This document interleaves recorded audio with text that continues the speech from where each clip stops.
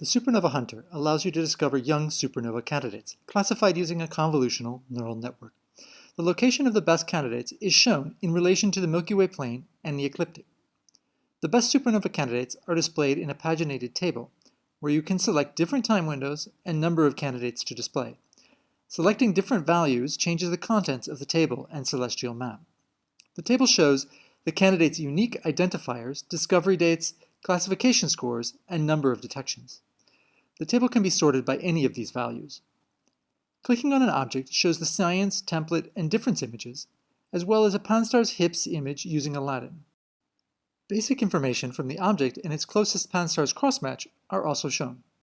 Links to the ALeRCE Explorer and other catalog crossmatches are also provided.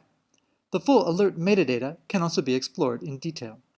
The candidate shown here appears to be real, and we could consider reporting it as a possible supernova. We show a second example of a supernova candidate, which has two detections and whose image stamps and Pan-STARRS image suggest it is real. Thus we report it as a new supernova candidate. We show a third example, which appears to be bogus, and we report it accordingly. Here we can display detailed information from our first candidate by clicking on the ALeRCE button. We can again see the Pan-STARRS HIPS image in Aladdin, now with clickable Sinbad and Ned catalog information. The image stamps are shown and can be downloaded for further exploration, and again, the full alert information can be explored.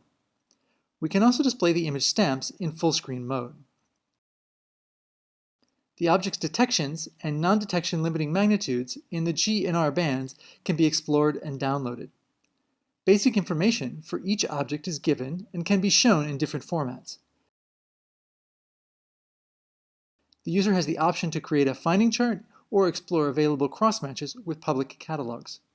Information from the transient name server is also provided. Finally, statistics from the light curves are reported, and a radar plot displays classification probabilities.